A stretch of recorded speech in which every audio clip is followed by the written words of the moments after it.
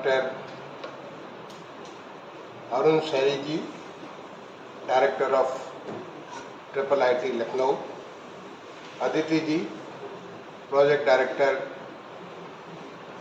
In our relief commissioners office, इस आज के इस MSc data science with specialisation in climate data analytics, इस विषय के पाठ्यक्रम को लॉन्च सेरेमनी में उपस्थित इंस्टीट्यूट के सीनियर फैकल्टी मेंबर्स, स्टाफ और यहाँ के छात्र छात्रागण, देवी सज्जनों,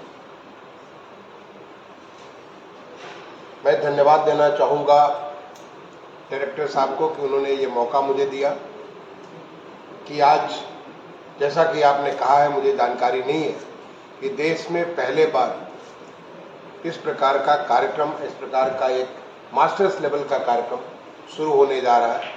masters in data sciences with specialisation in climate data analytics. मैं इसके लिए आपको बहुत बहुत बधाई देता हूँ। आपने ये भी बताया कि पहले बार देश में इस प्रकार की क्लाइमेट रेजिलिएंट ऑब्जर्वेटरी बन रही है। जो आप पहले बार इसको बना रहे हैं, इस बात के लिए भी मैं आपको बहुत बहुत बधाई देता हूँ, क्योंकि ये बात हमारी रिलीफ कमिश्नर की टीम से बार बार होती थी।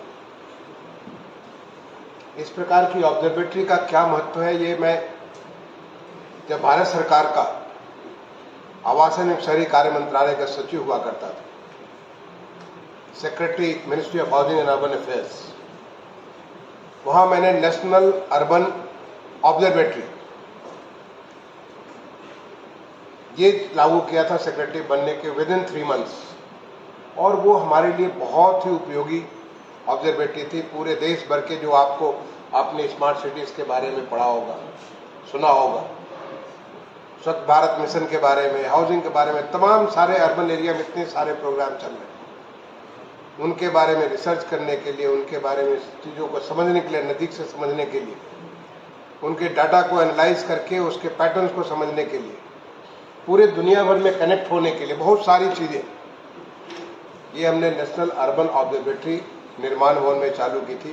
2017 जून में मैं सेक्रेटरी उस मंत्रालय में बना, और मुझे लगता है कि अगस्त के महीने में, जून के बाद जो अगस्त या सितंबर में ये हमारी ऑब्जर्वेटरी चालू हो गई थी। मैं समझता हूँ कि ये ऑब्जर्वेटरी जो आज आप कह रहे हैं कि हमारे देश में पहली ऑब्जर्वेटरी है अगर क्लाइमेट रेजिलियंस के ऊपर, मैं समझता हूँ कि एक नया रास्ता खोलेगी और हर राज्य में इसकी जरूरत है। आज जिस प्रकार से क्लाइमेट चेंज हो रहा है, जिस प्रकार से क्लाइमेट चेंज हमारे जीवन को इम्पैक्ट कर रहा है, और हमारे जीवन को एक तरीके से नहीं, एक बात आपको अदिति जी ने कहा स्वास्थ्य के बारे में, क्लाइमेट चेंज हमारी पूरी की पूरी कृषि व्यवस्था, एग्रीकल्चर के लिए हमारा क्या प्रोडक्शन होगा, कैसे प्रोडक्शन, पूरा का पूरा एग्रीकल्चर की एग्री इकोनॉमिक्स के पूरी बदलाव कर रहा है। एनिमल हस्बेंड्री, जैसे हमारे ह्यूमन हेल्थ को इफेक्ट पड़ता है, पूरा एनिमल हस्बेंड्री, चाहे पोल्ट्री हो, चाहे वो फिशरीज हो, चाहे वो हमारा और किसी प्रकार के एनिमल्स हो, हर एक के बारे में कंप्लीट इम्पैक्ट कर रहा है।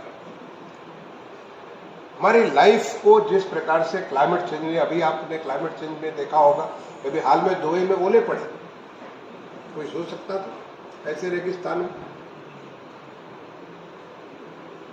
यूरोप के तमाम सारे देशों में हीट वेव्स की इम्पैक्ट हो रहा है, जो कि लोग वहां पे इतने ठंडे प्रदेश होते थे, इस प्रकार का वहां पे आपने अक्षांश देशांतर के बारे में पढ़ा होगा कि इसके बारे में वहां पे हमेशा कोल्ड ही रहता है। वहां तो cold, more cold and still more cold. अगर आपको कहिए कि कल को चेन्नई में वहां पे ओले पड़े, यहाँ पे हम कहते हैं कि हॉटर एंड हॉटेस्ट ही रहता है, वहां पे कभी ठंड तो पड़ती नहीं। और चेन्नई से हमारे साथी होते वो हमेशा हाफ शर्ट भी रहते हैं। तो इस प्रकार का क्लाइमेट चेंज हो रहा है, क्लाइमेट चेंज की वजह से पूरी की पूरी हमारी व्यवस्था परिवर्तन होगी, हमारी सोच बदलेगी। हमारी अभी अदिति जी ने बताया कि हमारा अब ये हाउसिंग जो हो रहा है, हाउसिंग के बारे में क्लाइमेट रिजिलियंट हाउसिंग नहीं है।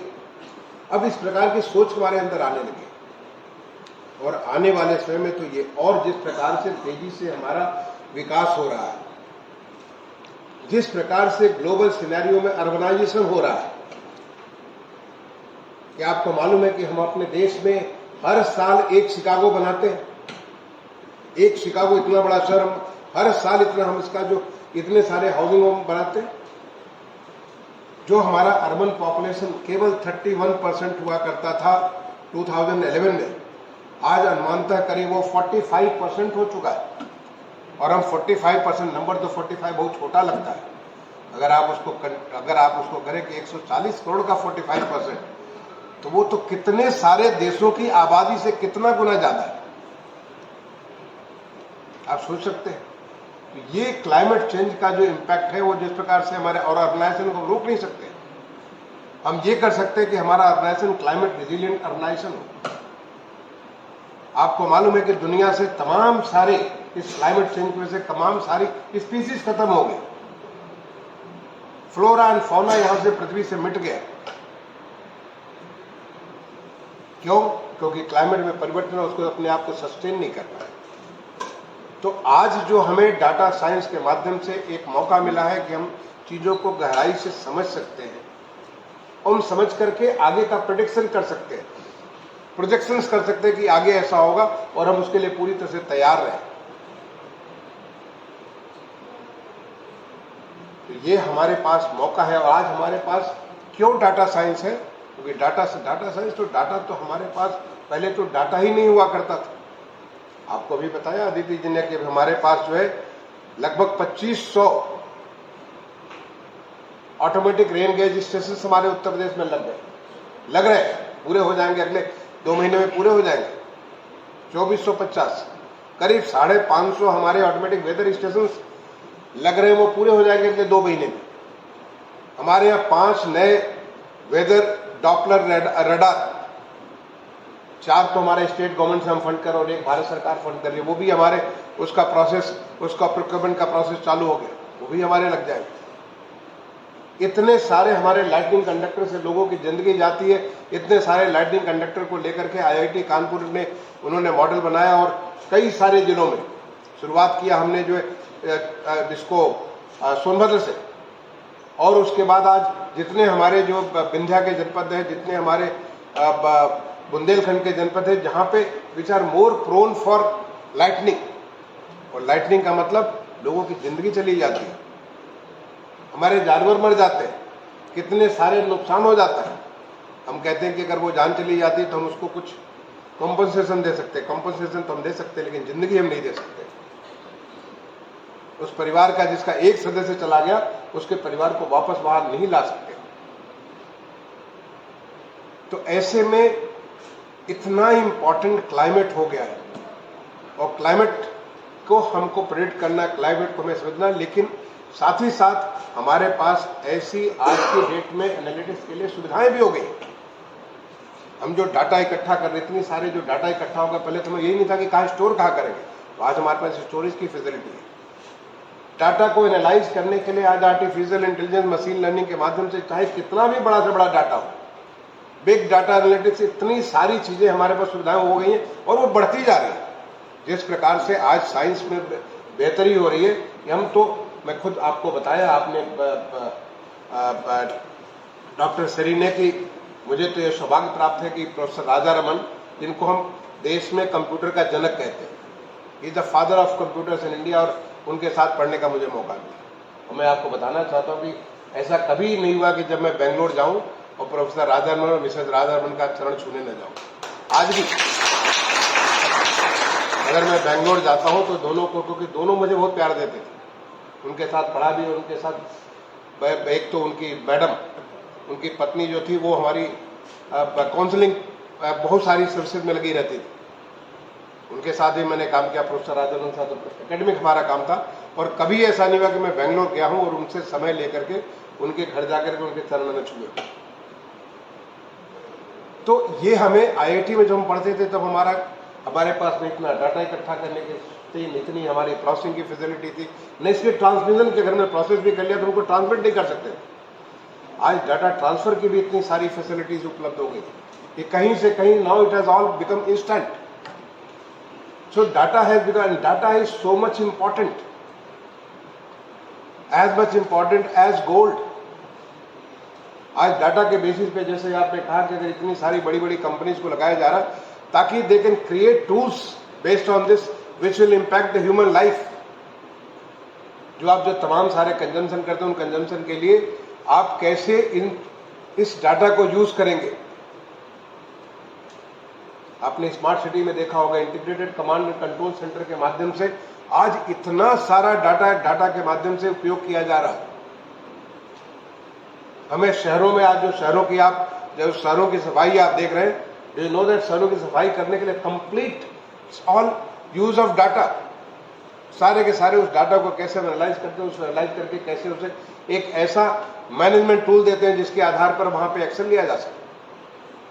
तो data has become so much important and data in the climate context, climate change context, कि कैसे आप क्लाइमेट टेक्स्ट जो है क्लाइमेट चेंज की वजह से जो तमाम किस्म के ह्यूमन चैलेंजेस हुए उन चैलेंजेस को कैसे एड्रेस करेंगे। इतने महत्वपूर्ण विषय को आप यहाँ पे समझने और सीखने जा रहे हैं। मुझे अभी डॉक्टर सरी से मैं पूछ रहा था कि कितने बच्चे अभी आ गए, आपने बताया कि अभी काउंसलिंग होनी, काउंसलिंग बाद 30 बच्चे लिए जाएंगे।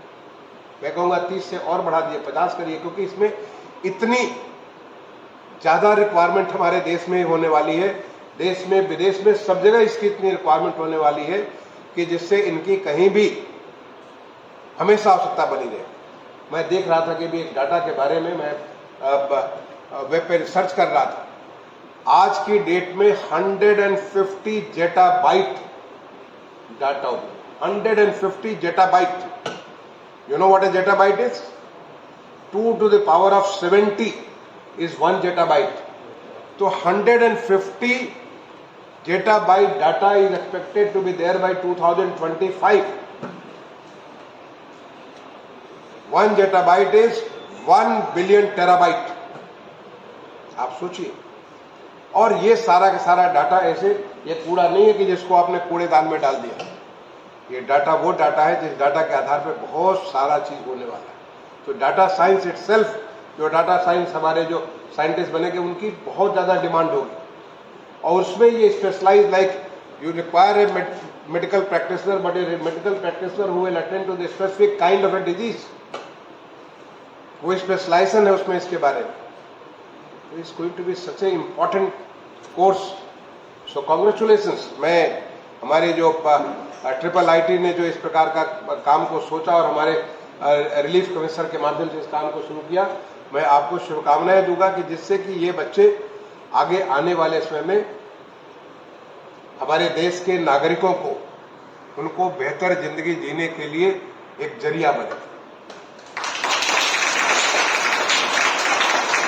आपको मालूम है आज हमारा देश जिस प्रकार से विकास हो रहा, हम विकसित भारत के संकल्प के साथ चल रहे हैं।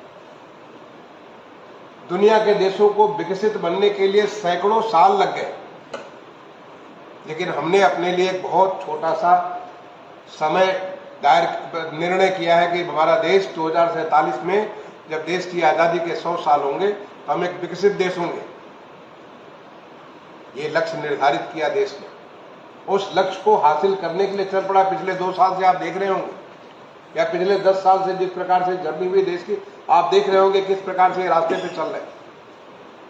जब हम उस विकसित भारत के संकल्प के साथ चल रहे हैं तो हम एक तरफ तो बहुत तेजी से विकास करेंगे, लेकिन विकास के साथ साथ हमें sustainability is the most important factor, कि विकास के साथ हम भी बरकरार रहे, हमारी जिंदगी भी खुशहाल रहे। और वहां पे climate change will play a very very important role. और वहां पे ये जो डाटा साइंटिस्ट हैं, ये डेटा साइंटिस्ट, इनका बहुत महत्वपूर्ण रोल होगा। इसलिए ये हमारे जो 25 साल जो ये विकसित भारत संकल्प यात्रा है, उसमें ये जो हमारे बच्चे अभी तो नहीं है यहाँ पे, मुझे बताया कि अभी आप काउंसलिंग के माध्यम से आएंगे, उन बच्चों डाटा साइंस के जो कि क्लाइमेट चेंज स्पेशलाइजेशन के होंगे, उन बच्चों को बताएंगे कि आपका रोल कितना ज्यादा इंपॉर्टेंट बनने वाला है।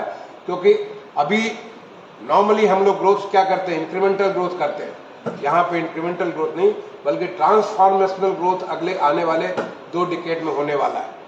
आज आप जो देख रहे हो, अगले 2 साल के बाद, 4 साल के बाद, 6 साल के बाद बिल्कुल अलग चीज तस्वीर नजर आएगी। ये ट्रांसफॉर्मेशनल ग्रोथ अगर आपको देखना हो, आप बहुत दूर नहीं, आप अयोध्या जाकर के देख के आओ। यहाँ से बहुत दूर नहीं है, मुश्किल से यहाँ से 1.5-2 घंटा का रास्ता है। आप जाके देखिए, अगर आप जाके हर 3 महीने में देखोगे बिल्कुल अलग नजर आएगी अयोध्या, जिस प्रकार से वहां परिवर्तन हुआ है। और ये परिवर्तन पूरे देश में उस परिवर्तन की लहर है। और वहां पे जो क्लाइमेट चेंज है उसके लिए इन बच्चों के लिए जिम्मेदारी बहुत ही महत्वपूर्ण होगी। तो मेरे लिए तो ये बहुत गौरव की बात है कि ऐसे कोर्स को शुरू करने के लिए मुझे सौभाग्य दिया आपने। मैं डॉक्टर श्री को इस बात के लिए धन्यवाद देना चाहूँगा। हमारे रिलीफ कमिश्नर और उनके दफ्तर ने, उन्होंने मुझे ये मौका दिया यहाँ आने के लिए। मैं इसके लिए उनको धन्यवाद देना चाहता हूँ। और मैं आपको बेस्ट विशेस करना चाहता हूँ कि आप जो शुरुआत कर रहे हैं उसको एक